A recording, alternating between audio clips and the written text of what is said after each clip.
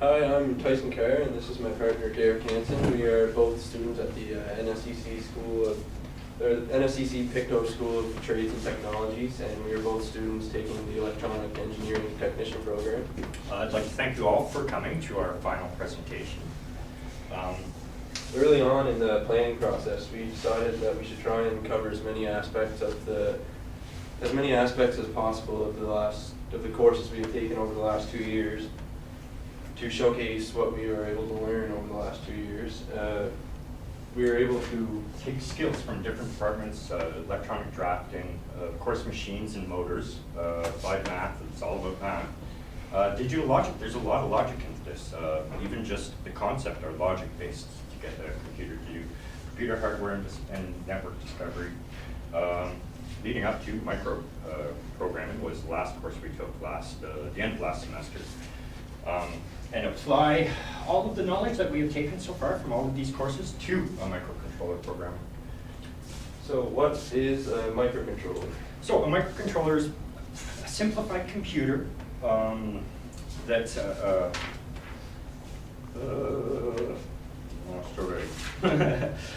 a miniaturized computer capable of handling everyday little assignments. You don't realize it how many microcontrollers you might see in the day. From alarm clocks, your fridge might even have a microcontroller. Nowadays, thermostats have them built in. Basically, anything that has an LCD display and a button on it, chances are it has a microcontroller in it. But it's a simplified computer.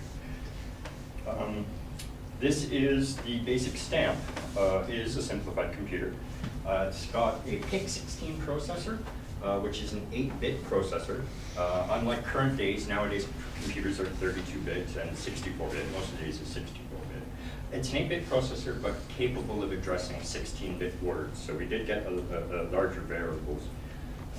The stamp runs at 20 megahertz, which is also capable of 4,000 instructions per second, whereas current computers nowadays can run gigahertz worth of speed and are capable of millions and billions of instructions per second. There's 32 kilobytes of RAM, or 32 bytes of RAM, maximum hold. We can hold 26 variables in that RAM. We also define all of our pin IOs in there. That's kind of what our RAM is for. So we hold our variables that we will use for programming. But 26 variables was our cap for it. So with all of that, we have 2 kilobytes worth of space to write our program onto, which is approximately 500 lines of code. And it's that EEPROM. Yeah, they all get written to the EEPROM, which is what stores the actual program when it gets powered off or reset by accident. Out of the 500 lines of code, we actually hit 505 lines of code. Out of those 505 lines, I think collectively about 99% of it is handwritten code. We maybe cut and paste just sample bits that are taken from what we've learned, just to get to initialize the motor. The rest of it was more or less written by hand.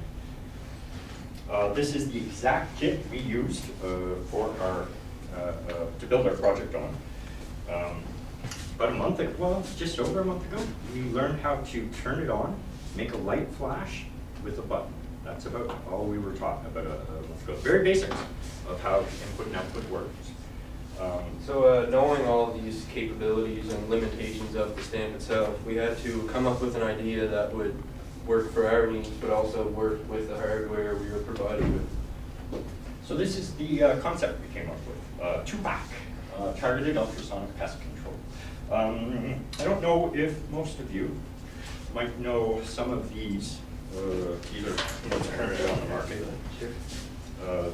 Ultrasonic pest control that's used for deterring, well, past that range. There's a few things on the market that do deter pests, and there's also, these are used in, ultrasonics are used in pet training as well. This is a dog trainer. There's 2 settings, a good puppy sound, and then to stop barking.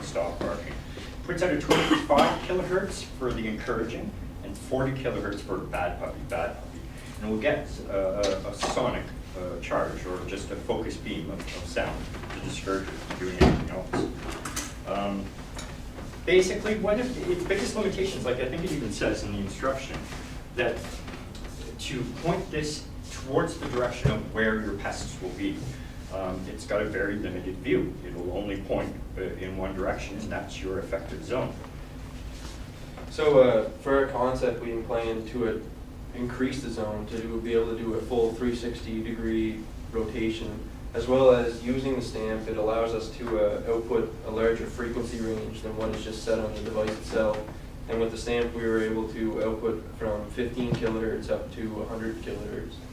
So in our plan, we had it cut into three big ranges, or three sectors. Each one triggered. That when one is triggered, it would go through 16 steps for that range. Calculate what it finds, well, these are binary weighted steps. It would take the position if it found something, notice if it was a large, medium, or small animal, and then put a value there. By the time it would run through all 16 steps, it has a cumulative value of the high hits, large hits, medium hits, and small hits.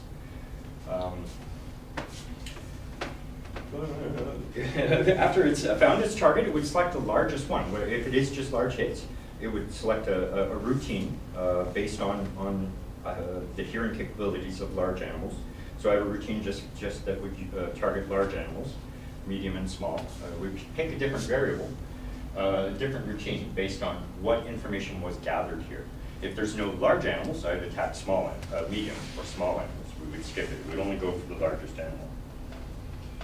So in order for our concept to work, we had to take the time and research various peripherals and sensors that we'd be able to put together and work with our idea, but also be able to work with the hardware that the stamp. Especially the limitations of the stamp, like we couldn't build everything all at once. We had to build within what we could do with it and what it couldn't do. This is our parts list. These are the list of what the peripherals we came up with, what we chose and why. The first part we just researched and decided to add in was the PIR sensor. PIR essentially stands for passive infrared, and the way these are actually triggered is it detects changes in the heat signatures in the area it's in. So if an animal comes into the area that the sensor is in, it'll notice the change in the infrared heat it's emitting, and that's what will actually trigger the sensor, which sends a logic high to our controller to let it know that motion has been set off.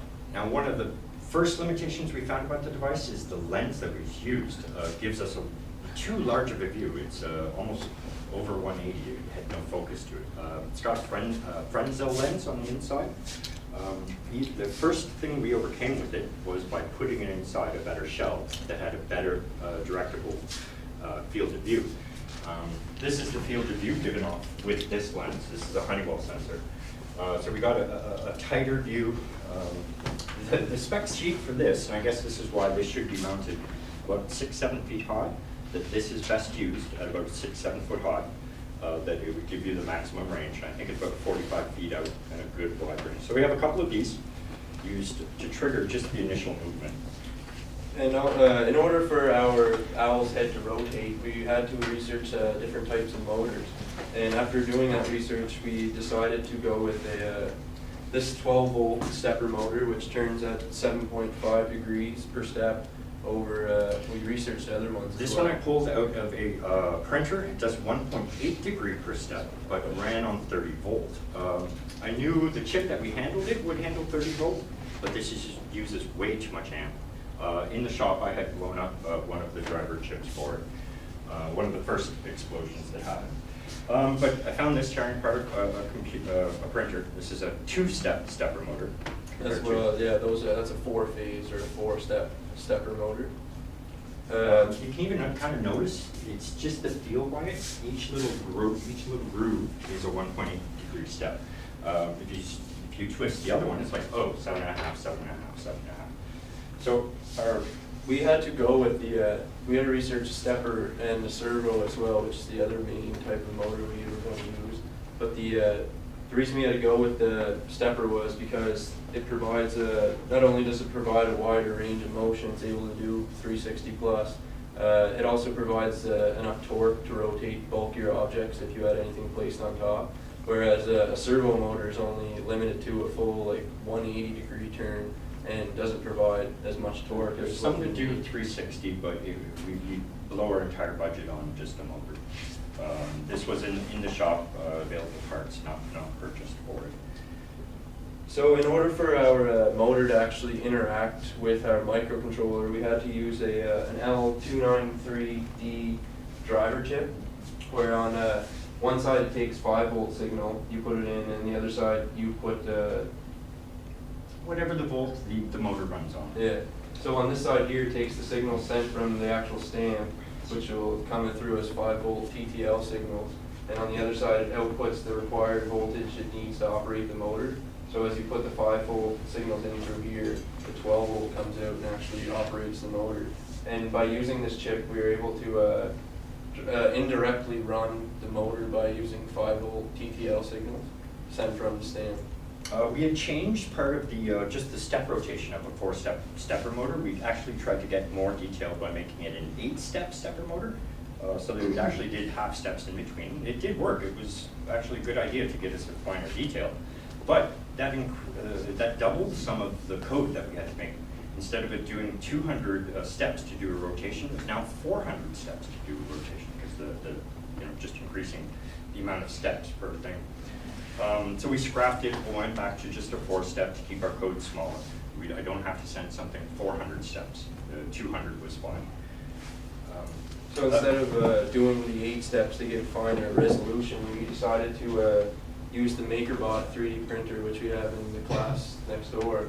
And we designed and created gears using that printer. And not being familiar with the printer itself, there was irregularities in the prints that we had. For example, stuff would shrink, stuff would come out melted. You'll notice the hole on the inside, every single one of them is different. Just how it would shrink and cool. And same goes with the teeth on the outside as well. They would some more would come out round. So it would be smaller. We'd scale it up again, so it would shrink, and now the teeth don't match. I'm sure there's a fine skill to get it right. I thought it was almost like pottery. You make it a little bit larger and it shrinks. So skills that we haven't learned yet, or something we'd probably get if we played with the stepper motor a little bit better. On that stepper motor, on the gear, we included a tab at the end. The tab is to designate when it is in home position. I needed something to designate a home position. I'd gone through a magnet, a Hall effect sensor. I found it worked. The Hall effect sensor notices the change in magnetism, and it counts as a 1. But the main problem with it, if it was sitting at home base, there was no change in magnetism and wouldn't notice it was at home. Also with the sensor, it was tripping if I did this. My fingers was enough magnetism to make it go off. Considering how much stuff we had packed in there, it wasn't a good sensor to use. So we did go with the tab, and using basically an opto limiter switch. Was pulled out of a printer again, which is an LED and a light sensor on one side, where a beam of light is sent to the light sensor. That's a constant reading that this photoresistor is always at 1 value. As soon as the tab goes in between, it shuts as it off, and it's in home base. We also, I'm using LEDs and photosensors in a couple different ways. We have an LED, I have a photosensor just to notice the sunlight conditions outside, whether or not it's bright or dark. We have a nighttime routine that would include high power flashing LEDs in a strobe effect. So this is used as an optocoupler. I'm also using it as just a sunlight sensor, and I'm using LEDs just as a deterrent, a partial deterrent, a flashing strobe. To power the to drive the high-powered LEDs that I'm using and separate it from the stamp, using a MOSFET. MOSFET is a transistor, but unlike a BJT, a bipolar transistor, a normal one, turns on, that's a normal one, can't really see it, turns on with current. Current turns it on and allows current to go through. A MOSFET is turned on with no real current needed, you just need volt to allow volt to go through. In most cases, they're set for about a 5-volt gate threshold. As long as the volt going to the gate is more than the source, it opens up and allows the load to drain to source. Then you get full power, lots of load. You've separated it from the stamp. You can put a high energy device through a MOSFET and not have it, have it turn on with a 5-volt TTL signal without draining any amperage out of the stamp. So after doing a lot of research of what was available on the market, for our next sensor we decided to go with the X-band motion detector. The X-band motion detector is a Doppler radar sensor that operates in the X-band frequency range at a frequency of 10.52 gigahertz. It's the same radar that's used by technology and by meteorologists, as well as the radar used in speed guns. The sensor has 4 pins altogether, 1 for power, 1 for ground, and then there is an enable pin and an output pin. The enable actually turns on the transmit antenna, while the output pin receives the frequency bounce back, which is So as you send the signal in to turn on the antenna, and then the output pin receives frequency bounce back, and from there we can give an estimate of the size of target and the motion it's traveling in. So, for example, if in this case here, if the target was moving towards the sensor, the pulses we get back would be a lot more compressed, and if the target was moving away from the sensor, the pulses we get back would be a lot more stretched out from each other. That is the Doppler effect. That's what they call the Doppler effect. If the compression on the waves bounce back. The X-band also, as it is when we first got it, it has a massive field of view, almost giving like a full 360, as well as picking up readings above the sensor itself. So in order, this makes it impossible for us to pinpoint like an accurate target that we would detect with this device. So in order for well, even in the catalog that it came with, it had said the main difference between this radar and what's used in the speed gun is that a speed gun goes through a waveguide to focus and steer and guide the beam in one narrow point. So to get accurate readings, we had to essentially put a waveguide or a CAN antenna around the X-band motion detector itself in order to give it a more controlled field of view that we'd be able to work with. Prototypes. And he even tried to do a magnetically steered waveguide that it would an electromagnet would lock and keep the wave inside. Concept I dropped pretty quick. It wasn't doing what I wanted to do, but it's still a concept.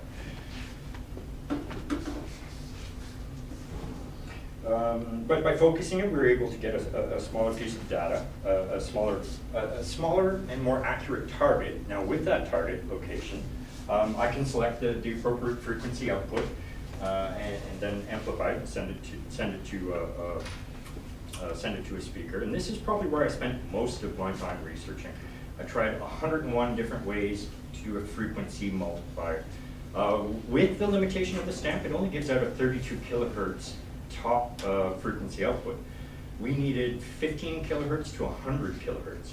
It was only putting it about a third, so I tried PLLs in combination with a counter chip that would bounce up and multiply my input frequency by 10. It would happen in a little bit of ranges, but would free run. I tried logic gates with just delays on them, a bunch of NOT gates to slow down one side of a signal, split it up and put it to a NAND gate or an OR gate. So it was getting the same frequency and one would be delayed, just enough to go off. This gave me a frequency doubler. I actually got up to about 60 kilohertz with using a 32 kilohertz start, but still unhappy. I needed 100 kilohertz. Best way I actually found was something odd included in, and truthfully, a lot of our project is now based on this, PWM, pulse width modulation. Pulse width modulation is for the stamp, it is a duty cycle of over a certain amount of time.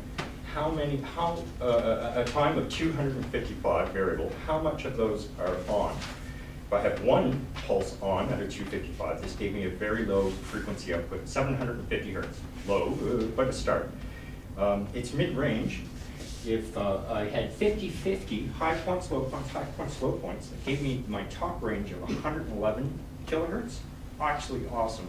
So selecting a variable between 1 and 111 gave me an output of 750 all the way up to what I needed. Those would be the numbers that I would take and apply into my routine to get it to produce the frequency that I needed. The pulse width comes from the stamp, goes to a Schmidt trigger, which sharpens it and makes it a true square, really quick and fast. That's the purpose of a Schmidt trigger.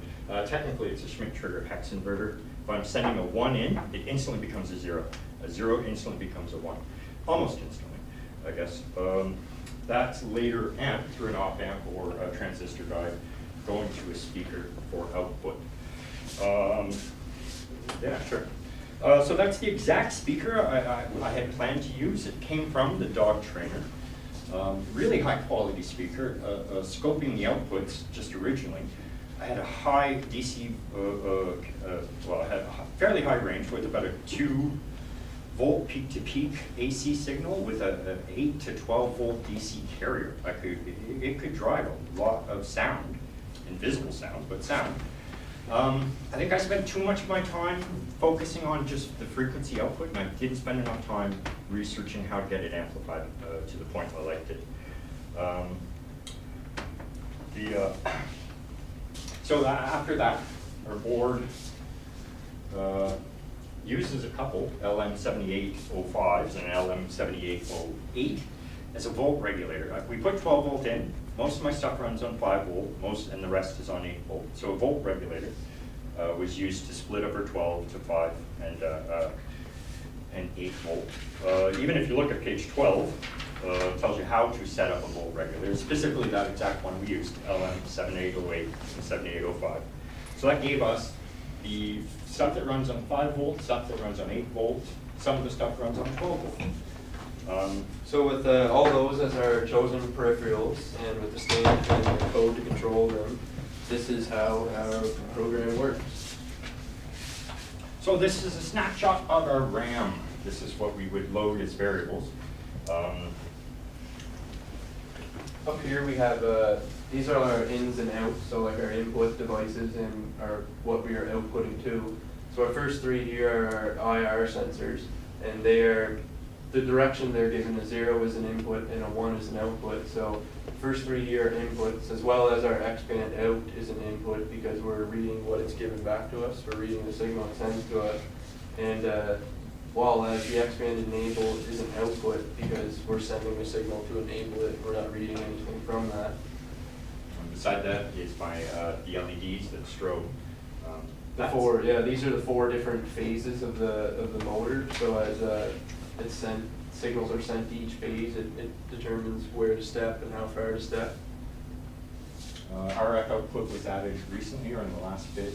First couple of sensors are the light, the photoresistors that we've used. One is for home base to check if you're at 0, and a sunlight sensor. So these are our variables, words, bytes, nibs, and bits. If we need a lot of data, this counts up to 65,535. That's a lot of, that's a big variable numbers to play with. If we only needed something that where 255 was fine, then we would use a byte. If we needed something to count 16, a nib. If we just needed a 1 or a 0, counts 2, we used a bit.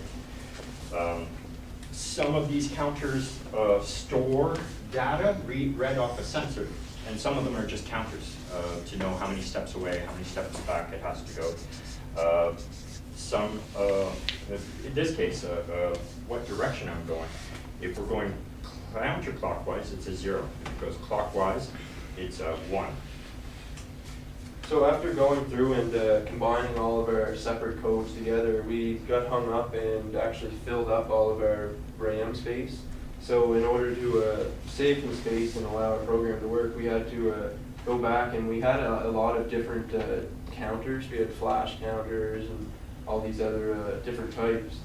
So we had to actually combine them all and make it into a generic counter in order for us to save space on the RAM. But everything on here is a 1 or a 0. Sometimes it's how long is a 1, how long is a 1 is important, how long is a 0 is important. My sunlight sensor is being read, it's stored here. I needed something that was always not a 0. If it was a 0, it would mess up a couple of our routines. It would mess up my random LILO statement. So when it goes into a LILO state and everything goes dim and waits for just the IRs to trip. First IR tripped, that something came in, a 1 came in, something was hit, and it adds a 1 to here that I've had 1 IR count. Then there's another IR hit, and it adds another count. This is a binary 2, so there's 2 counts there. There's a third hit, adds a third here, and then I hand over a step to the program to actually Yeah, start. so once it gets the 3 hits and it knows that there is an initial motion to trigger it off, the motor step starts up, and this is the first step it starts out in. And this here is the binary weight per each step, so as it goes through, there's 1 all through Out of 16. we get 16 steps. So this is our first step. We go through, after the steps in, we turn on our X-band enable, and we start to listen to the output. That So- output is registered here. This counts as very small hit, nothing was actually registered. So then we take our Next next step. step, Next goes step. through, we get a bigger size in here, and it's big enough to register into the small hits, so it adds a 1 into that position to show that it got hit. Next step, this is a medium hit, adds this 1 up here into the medium column, larger data. Next step is a larger hit, which adds a 1 into a large. Now we go through motor step X scan, motor step X scan, until the whole page is filled. We get 4 large hits, 5 medium hits, 6 small hits afterwards. We only really care about the largest target hits. So this hit here counts as 120 in binary. If we take 120, divide it by 4, our target is at 30, which is 5 steps from home, and that's where our target location is. It would be the 5th step, and we move back there and target it. So let's give this a run. See what he's going to do today. So this is our robot. I think it's just has to add a ground to turn it on. Yeah. Right now it's slightly off center. It's going to flip a coin, decide which way to go. Takes 2 seconds to warm up. It decided to go the wrong way today. So it's going this direction, 180 degrees. If it doesn't find home base, it'll go 360 degrees the opposite direction until it finds home. When it finds home, it goes into the lie-low state and waits for a target waits for an IR to trip a target. So now it's going back to home position to try and find home. You'll notice also through the routine where it gets caught up in certain spots. It's also because that was our main flaw with the gears and the whole mechanism itself. We couldn't get it to fully fit and be able to perform the routine. So that's found home. I'm trying to Exactly. trip something. No, trip. Maybe our IRs did the worst thing. So this is the scan, and this is the move and scan, move and scan, move and scan. 4-step scan, 4-step scan, 4-step scan, until we get our 16 steps. At the end of that, it'll pick its largest target and move back to it. Apparently it is. Well, it does a first scan, and then once it finishes that, it goes back through, does another, and then from that, it determines.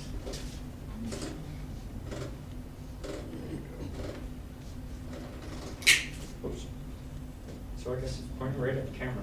You can faintly hear, this is the ultrasonic routine. We had to step back the motor, to step back the speaker to actually just be able to present something. Ideally, we would want it on a higher speaker. If anything, can you trip the other routine? Yeah. And hit reset. So this will be the same thing, but Cover up the sunlight sensor just to indicate that in this time it will see it as a nighttime. which is Just this one here.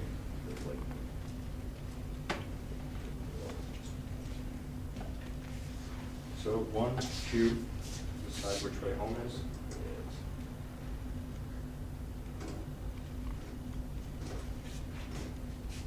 So we had a routine for large and small targeted animals, large and medium animals. If it doesn't find a large or medium animal, it goes into a small subroutine. The small subroutine is animated, where it would sweep back and forth and do varying pitches until it still does a second scan. Within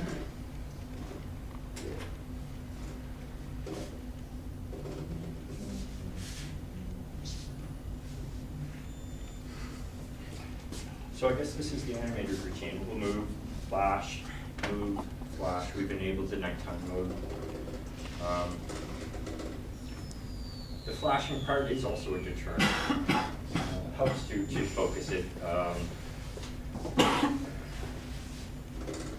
So some of the things that we've got so far, we did learn P-basic programming. We learned programming along the way. We did get full 360-degree rotation of the head, be able to locate a target, the size of the target. We achieved 15 to 100 kilohertz output. Wireless video, as you see, was to enable remote monitoring of what's actually happening in your field. Things still to work on, full amplification of the sound so that the speaker that we had chosen works better. The A in TuPaC stands for adaptive. We wanted an adaptive output. If it didn't get the results it wanted, it would select different results. It's half coded in there to begin with, and an adaptive tracking mode to learn and fully enable all of the features of the X-band. We only tipped the iceberg. There's a lot that I think we could do with just that thing. Adding a wireless control, meaning Wi-Fi, that you could access it anywhere that you had a web page. You'd be able to monitor what's happening and have an override. Things that we've learned along the way, more so, like this project was about teamwork. It was about getting something done on a deadline. It was about sharing responsibilities and tasks and keeping them clear and defined. I learned the importance of keeping a work record book and keeping daily notes of everything that I had done so I could refer back to it. Anything else to add to that? Part of what I learned was in the whole course was the demystification of the electronics behind it. I've had it told that it's a mystery black box. I think of it as like the Wizard of Oz. Don't look behind the magic curtain and then realize, oh, it's just something happening. It's okay now. A lot of the mystery of electronics has been like broken down and dismantled, or the illusion is gone. So that's, I think, what I got out of the whole experience over the last 2 years. This project was mainly about getting something done within 3 weeks, and this is what we did. Thank you. Unreal.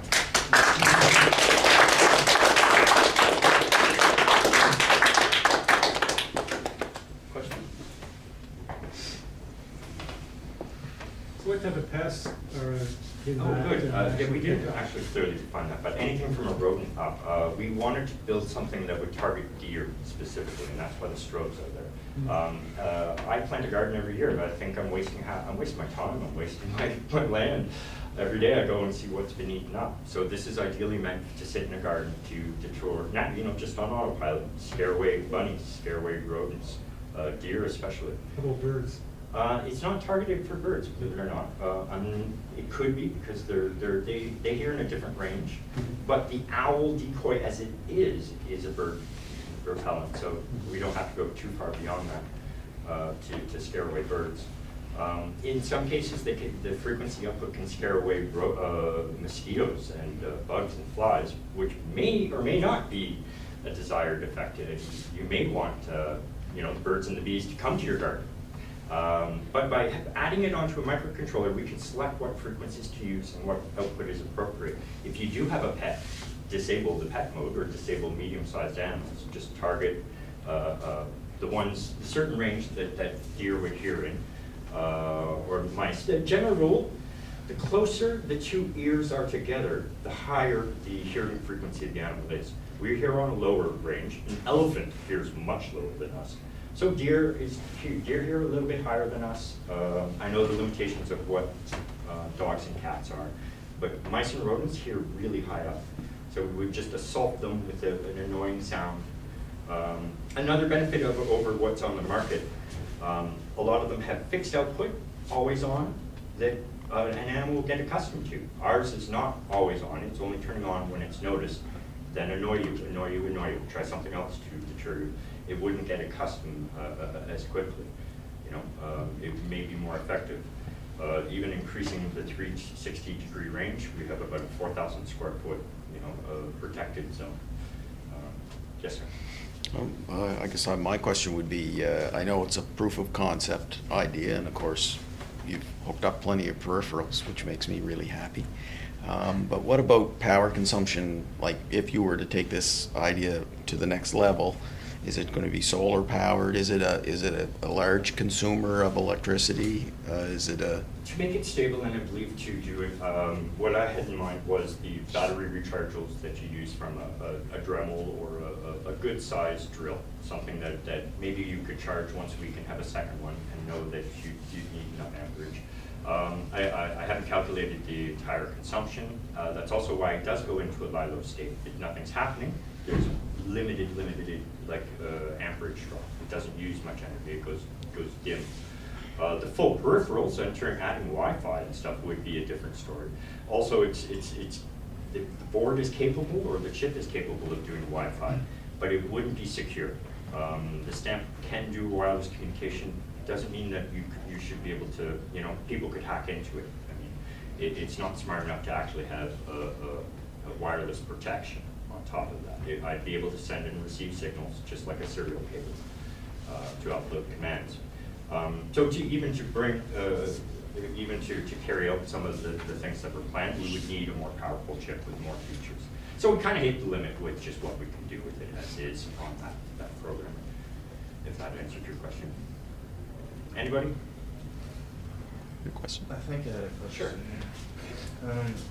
Can you go back to the circle with the 3 quadrants? Sure.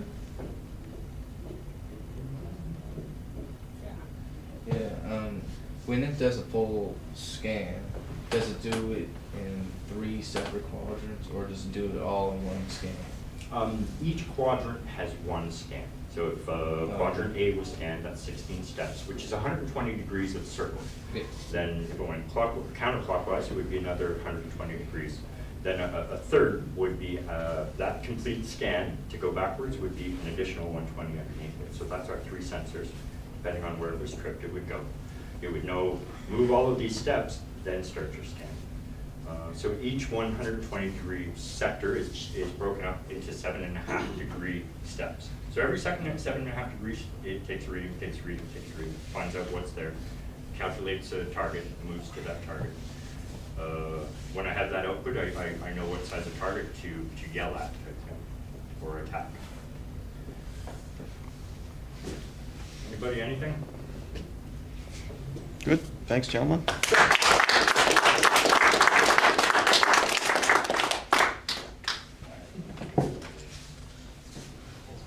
Linnea, can you help me out with those sheets?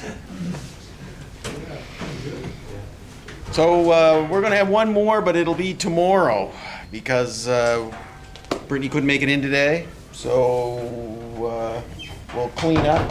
I think we'll... Leave our projects up, or? Well, I think what we're going to do is we're going to move them back into the shop. We'll put the microcontrollers down on the floor, and we'll put our projects on those tables just in case anybody wants to drop by and see I them. okay like this? Yeah, I can move it over. I have to return that card, Okay, I'm done. or I'll be in trouble. It definitely serves its purpose. So excellent, thank you very much. We'll clean up and have a little chat.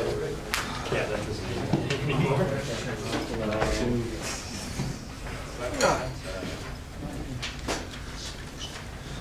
Fill that out for me.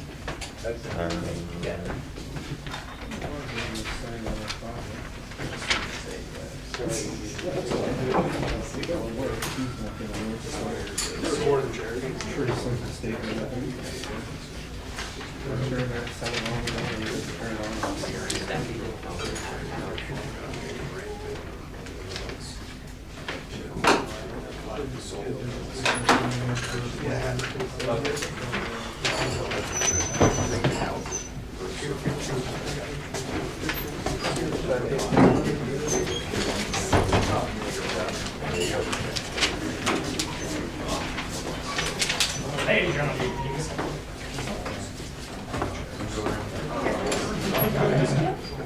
That number of projects you were doing.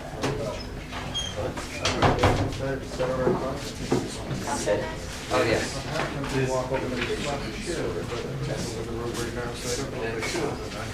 Oh, yeah. You know what the fuck? All these empty seats if you come over and sit on our project. Sit on or something? Yes. Fucking standard.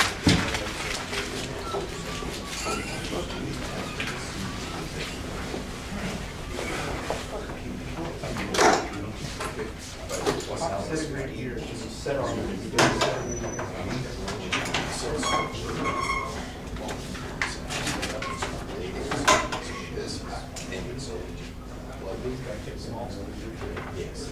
You want to see that?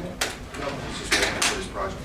And this one is a water conservation system. So this is simulating a tank, hot water tank, and the water that's going micrometers in here. It's actually restricting the flow of water to your whole house, depending on how much warm water is left in the tank. Conserve less energy to get your water back up to temperature because it's actually restricting the flow of water. And then, of course, as they so it's an automatic mode, of course, if such result in a shower, just bypass the whole system, flip it back over the last full flow of water. We had another one, which was a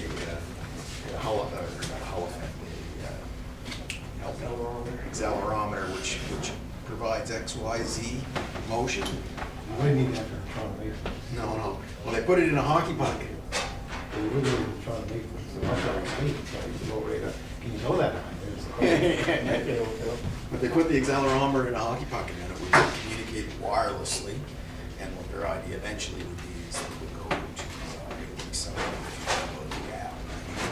Watch live how hard the puck was hit. It's all stuff. Yeah, the Russian monster. Weber, didn't the guy, didn't he have the biggest, the guy from there? It had so much. Yeah, I don't know, I was watching the Russian. Thing for you It tomorrow. was a skill cross. They had the penalty shots, and the guy came in, shot it between his legs, and caught it on the stick, spun around and threw it off the stick into the corner of the net. They had a bunch of them, you can shoot it hard. So we need our puck for it. Yep. Nice job, buddy. Yeah, So I get walked through the school. So a lot of these, most of the ideas competition. All right.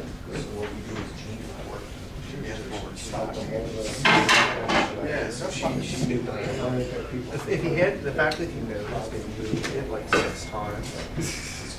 That was when they produced, when they this competition. Yeah, so and they won't take the projects in further. But this will allow us to go with the modeling and understand.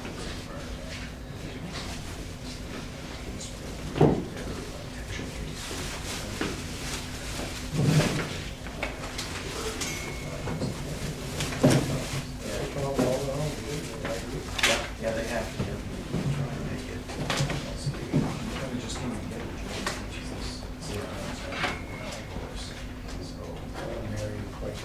Yeah, it works. Myself.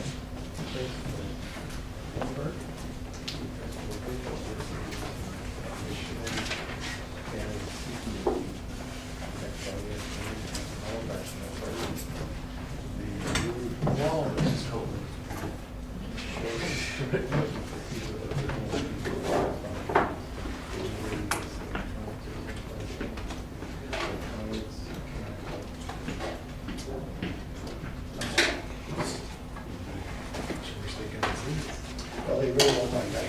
This is the fact that they're reaching out to, the fact that we're even like, it's their meeting and their agenda. So this is one of the deals with relationship, and how can we move forward.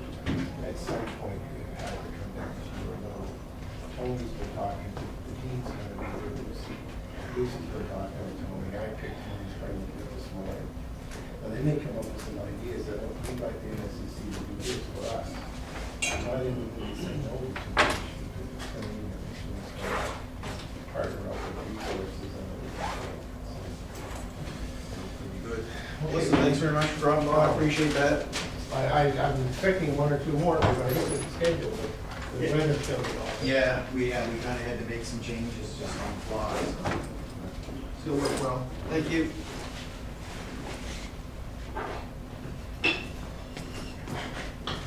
And yes, it's zeros and ones, but it goes through to I go, what? Look at that, I didn't